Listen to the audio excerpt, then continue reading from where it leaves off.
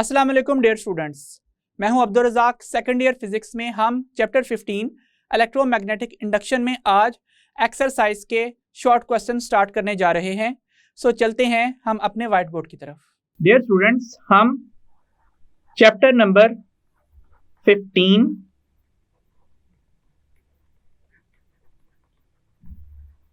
Electromagnetic induction discuss कर रहे हैं और इसमें आज हमने स्टार्ट करने हैं एक्सरसाइज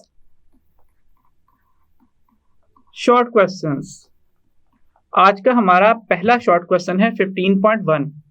पूछा गया है, does the induced EMF in a circuit depend on the resistance of the circuit. क्या किसी सर्किट में इंड्यूस होने वाली ईएमएफ सर्किट रेजिस्टेंस पर डिपेंडेंट है? और नेक्स्ट है, does the induced current depend on the resistance of circuit. क्या induced current resistance of circuit पर डिपेंड करता है? तो इसके लिए हमने इस चैप्टर में जितने भी फॉर्मूलास पढ़े हैं इंड्यूस्ड ईएमएफ के, उनका हवाला ले लेना है। हम सबसे पहले लिखेंगे कि जो मोशनल ईएमएफ है, मोशनल ईएमएफ का एक्सप्रेशन है E is equal to minus VBL sine of theta. तो इंड्यूस्ड ईएमएफ इस एक्सप्रेशन के मुताबिक इन फैक्टर्स पर डिपेंड करती है।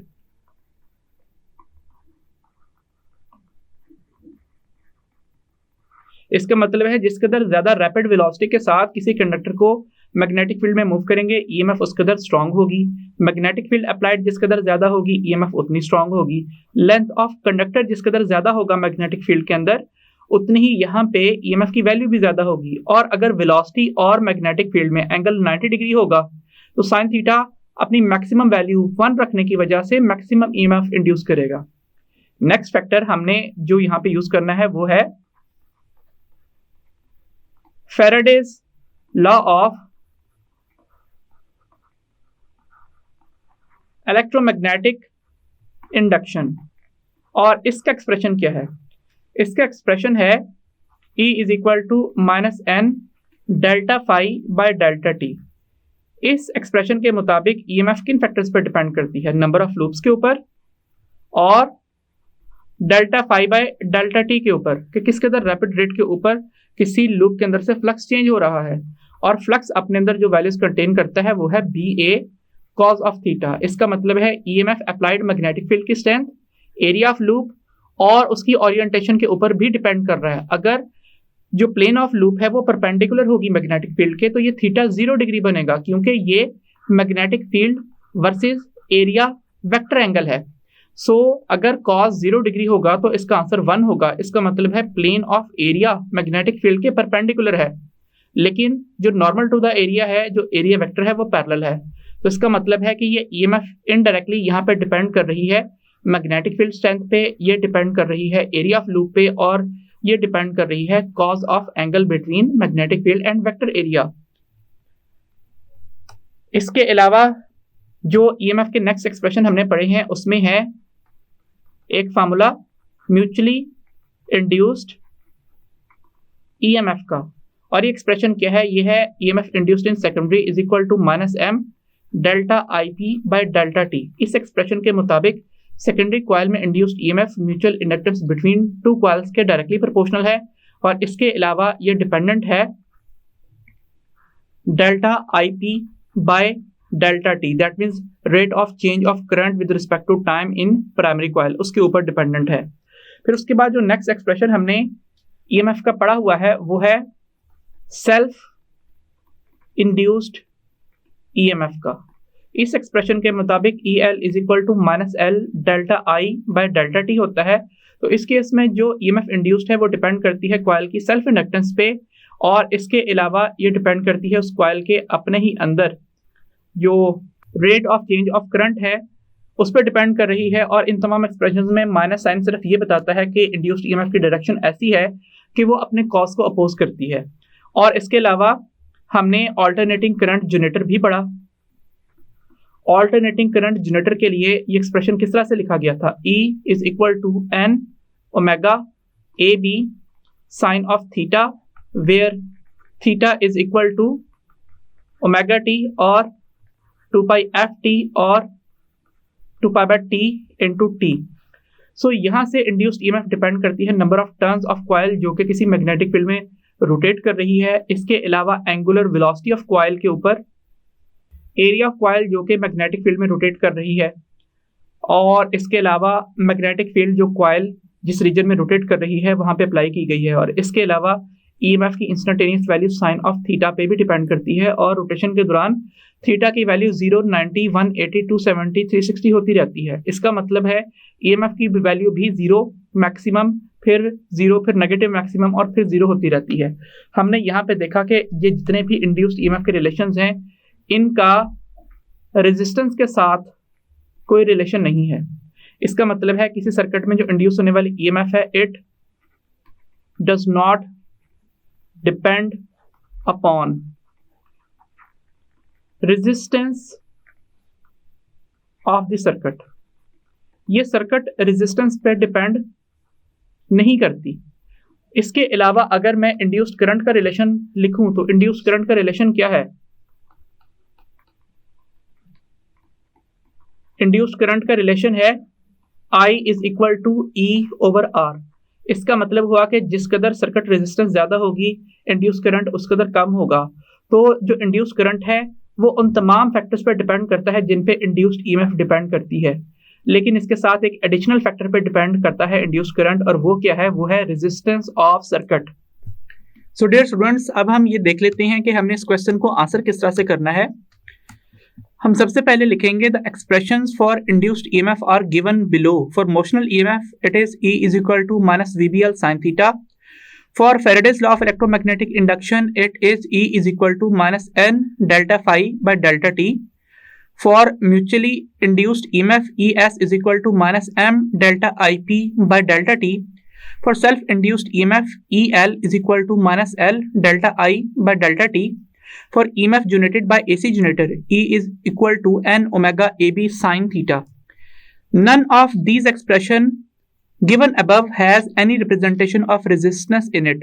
So induced EMF in any case does not depend upon resistance of the circuit.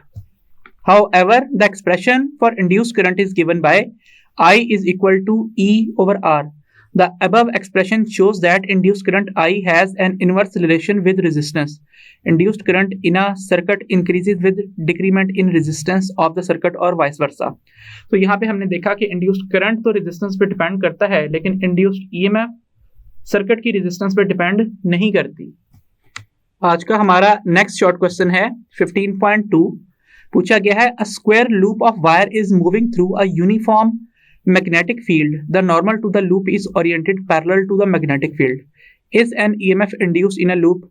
Give a reason for your answer। तो dear students, हम सबसे पहले यहाँ पे एक स्क्वायर लूप ऑफ वायर बना लेते हैं इस तरह से, और अब हम इसमें से गुजरती हुई कुछ मैग्नेटिक फील्ड लाइंस को इस तरह से रिप्रेजेंट कर देते हैं। ये मैग्नेटिक फील्ड लाइन इस पेज के अंदर से पास हो रही हैं। सिर्फ मैं यहाँ पे ड्राइंग में आसानी के लिए इन लाइंस को कंप्लीट शो कर रहा हूं।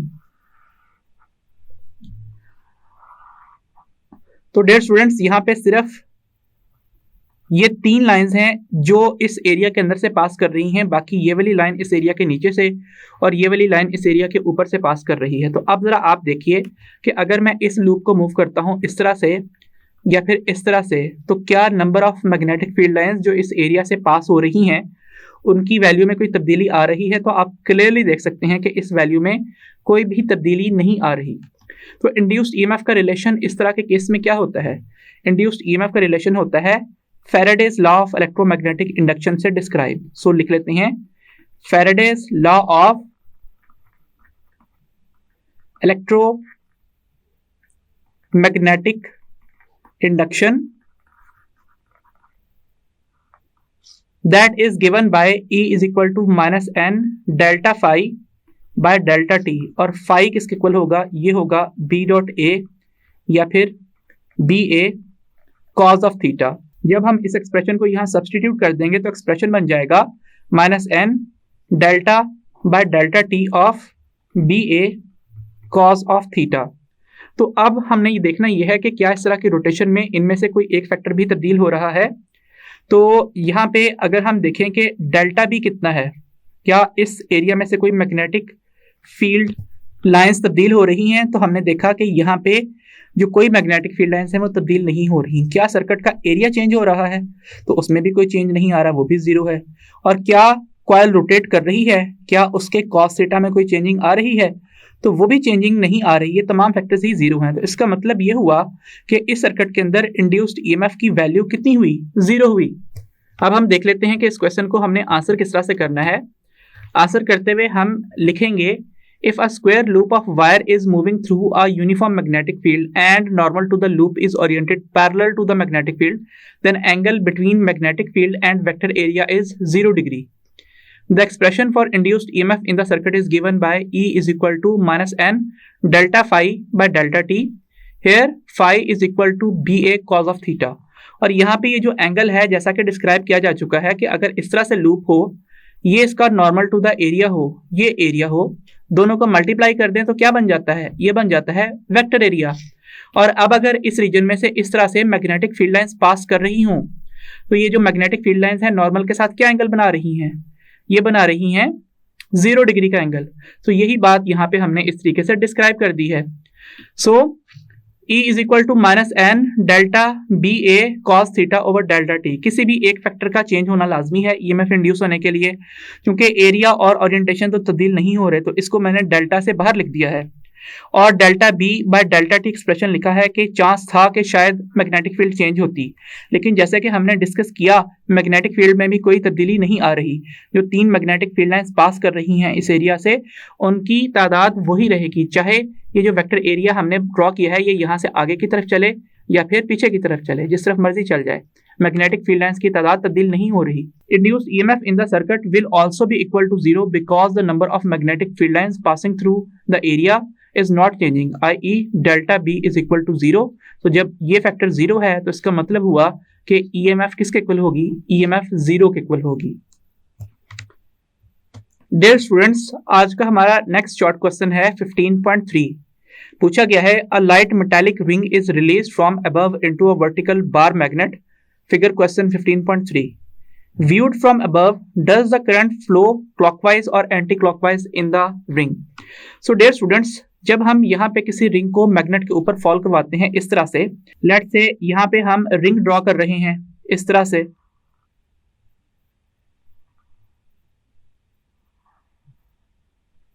और इस रिंग को हमने किसी मैग्नेट की विसिनिटी में प्लेस किया हुआ है इस तरह से। ये मैग्नेट का नॉर्थ है, ये साउथ है, और यहां पे इस मैग्नेट की यूनाइटेड मैग्नेटिक फील्ड लाइंस इस तरह से इस रिंग के एरिया में से पास हो रही हैं।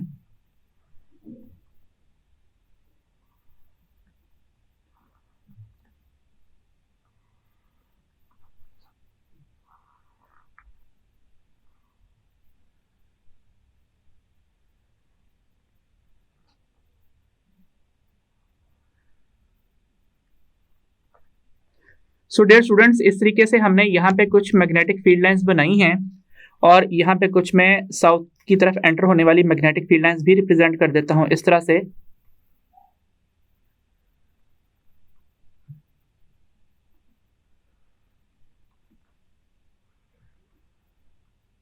डियर स्टूडेंट्स, जब हम इस रिंग को इस मैग्नेट के करीब मूव करेंगे तो बताइए क्या इसमें से गुजरने वाली मैग्नेटिक फील्ड लाइंस की तादाद में तब्दीली हुई?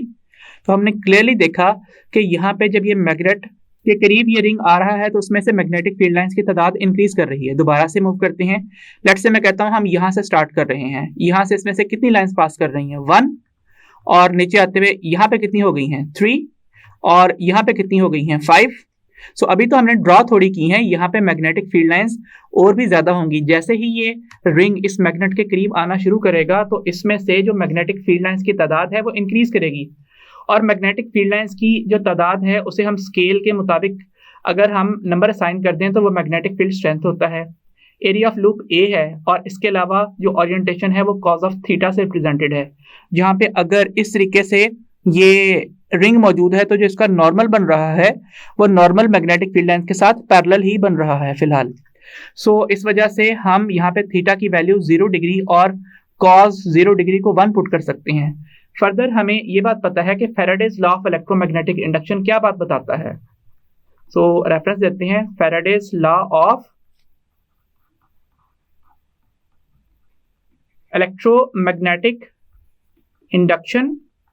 तो E किसके इक्वल है, वो है -n delta phi by delta t. हमने यहाँ पे मैग्नेटिक फ्लक्स का एक्सप्रेशन पहले ही लिखा हुआ है, सो इसको अगर हम पुट कर देते हैं तो एक्सप्रेशन बनता है E is equal to -n delta by delta t of B A cos of theta. हम क्लियरली देख सकते हैं ना ही रिंग का एरिया तब्दील हो रहा है ना ही उसकी ओरिएंटेशन तब्दील हो रही है। तो हम ये बात क्लियरली देख सकते हैं कि डेल्टा किसके साथ आना है, डेल्टा सिर्फ और सिर्फ मैग्नेटिक फील्ड लाइंस के साथ आना है, बाकी एरिया और कॉज ऑफ थीटा वो तो वैसे ही चेंज नहीं हो रहे। तो यहाँ पे हम क्लियरली देख सकते हैं कि नंबर ऑफ टर्न्स इस लूप के 0 नहीं है, वो 1 के इक्वल है, और जो एरिया ऑफ कॉइल है वो भी 0 नहीं है, कुछ ना कुछ तो होगा एरिया, क्योंकि रिंग है तो ये एरिया पाई आर स्क्वायर से आएगा।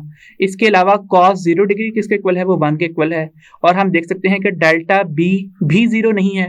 तो इसका मतलब है कि इस केस में ईएमएफ भी 0 नहीं होगी, तो यहाँ पे इस रिंग के अंदर ईएमएफ जरूर इंड्यूस होगी, और अगर ईएमएफ इंड्यूस होगी तो I is equal to E over R के तहत यहाँ पे जो करंट है वो भी फ्लो करेगा। एक्सप्रेशन बन जाएगा -n over R delta B by delta t into A cos of theta. तो इस जगह के ऊपर तो इंड्यूस्ड करंट भी फ्लो करेगा। और अगर मैं यहाँ पे रेफरेंस दे देता हूं लेंज़ेस लॉ का, तो लेंज़ेस लॉ के मुताबिक क्या होगा कि जो इंड्यूस्ड करंट है इस लूप के अंदर और जो इंड्यूस्ड ईएमएफ है वो इस तरह की होंगी, उनकी डायरेक्शन ऐसी होगी कि वो अपने कॉज को अपोज करेंगे।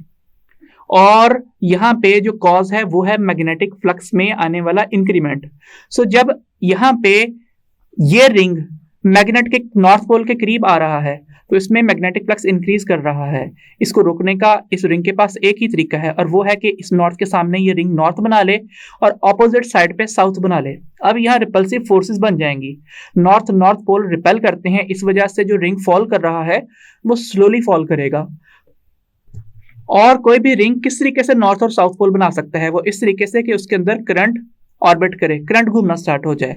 और अगर हमने यहाँ पे करंट की रोटेशन शो करनी है तो उसके लिए जो हमारे पास रूल है वो है right hand grip rule. Right hand grip rule के मुताबिक अगर आपका थंब पॉइंट आउट करता है नॉर्थ की डायरेक्शन में, तो जो curl of your right hand finger हैं वो चूंकि इस तरफ आएंगी, तो आप जब ऊपर से देखोगे तो आपको पता चलेगा कि ये जो रिंग के अंदर करंट फ्लो कर रहा है ये किस तरफ फ्लो कर रहा है, ये क्लॉकवाइज फ्लो कर रहा है।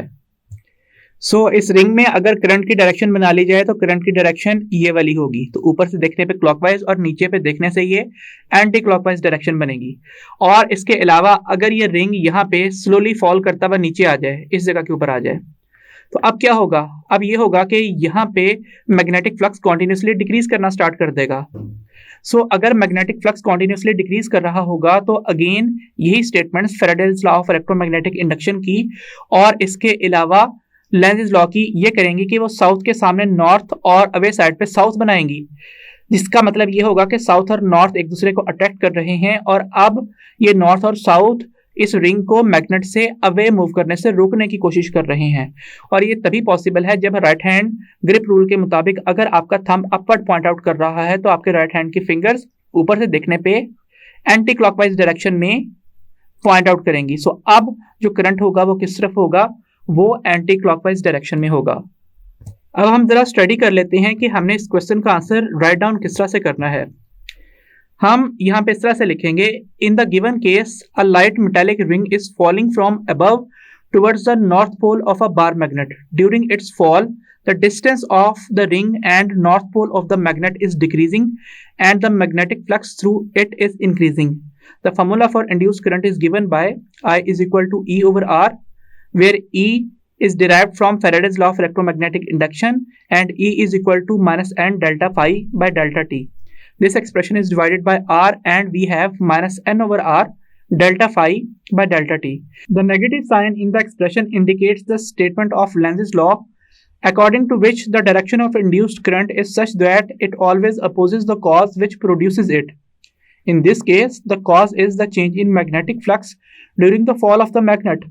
Since magnetic flux through the ring is increasing, it will tend to decrease the increasing magnetic flux. In an effort to do so, the falling ring will make its own north pole in front of approaching north pole of the bar magnet to generate a downwards north pole and induced current in clockwise direction as viewed from above will flow in the ring that is in accordance with the right hand curl rule, which states that if thumb of one's right hand shows the direction of magnetic field lines, then curling fingers will indicate the direction of induced conventional current और vice versa. Vice versa से मुराद ये है कि अगर thumb magnetic field के बजाय conventional current को point out करेगा तो जो कर्ल ऑफ फिंगर है वो फिर सर्कुलर कॉन्सेंट्रिक सर्कल्स की सूरत में बनने वाली मैग्नेटिक फील्ड लाइंस की डायरेक्शन को इंडिकेट करेंगी। सो ये था इस क्वेश्चन का आंसर। डियर स्टूडेंट्स, अब अगर आपसे पूछा जाए कि इस केस में जब ये रिंग फॉल कर रहा होगा तो क्या इसकी एक्सेलरेशन ग्रेविटेशनल एक्सेलरेशन के इक्वल होगी, उससे ज्यादा होगी या उससे कम होगी, तो आप क्या बताएंगे? हम ये बात क्लियरली जानते हैं कि जब कोई चीज ग्रेविटी में फॉल करती है फ्रिक्शन की एब्सेंस में, तो उसकी जो एक्सेलरेशन होती है जो कि वेट पर यूनिट मास के इक्वल होती है, जिसे हम जी लिखते हैं, उसकी वैल्यू 9.8 मीटर पर सेकेंड होती है ऑलमोस्ट। सो जब भी कोई ऑब्जेक्ट किसी भी ओवर फोर्स की एब्सेंस में फॉल करता है तो उस वक्त उसकी ग्रेविटेशनल एक्सेलरेशन 9.8 मीटर पर सेकंड स्क्वायर होती है। इस केस में जब ये रिंग फॉल कर रहा होगा और किसी मैग्नेट के नॉर्थ पोल की तरफ आ रहा होगा तो उस केस में क्या होगा, इसने अपने नॉर्थ और साउथ पोल बनाने हैं, तो क्या इसके ऊपर अब सिर्फ एक ही फोर्स एक्ट कर रही है इसके वेट की, या फिर कोई और फोर्स भी एक्ट करना शुरू हो गई है जो कि मैग्नेटिक फोर्स है, एफ है। सो डेफिनेटली अब नेट फोर्स कम हो जाएगी, और चूंकि acceleration net force divided by mass के इक्वल होती है, तो जब नेट फोर्स कम होगी तो एक्सेलरेशन ने भी कम कर जाना है। ऐसे ही जब ये रिंग फॉल करता हुआ यहाँ पे आएगा तो उस सूरत में क्या होगा, उस सूरत में ये होगा कि ये रिंग इस साउथ के सामने नॉर्थ बना रहा होगा, और इस केस में भी एक्सेलरेशन कम होगी ग्रेविटेशनल एक्सेलरेशन की वैल्यू से। आई होप आपको ये एक्सप्लेनेशन समझ में आ गई होगी। डियर स्टूडेंट्स, आज के लेक्चर में हमने शॉर्ट क्वेश्चन नंबर 15.3 तक डिस्कशन की। Next short question next lecture में कंटिन्यू होंगे। So until the next lecture, Allah Hafiz.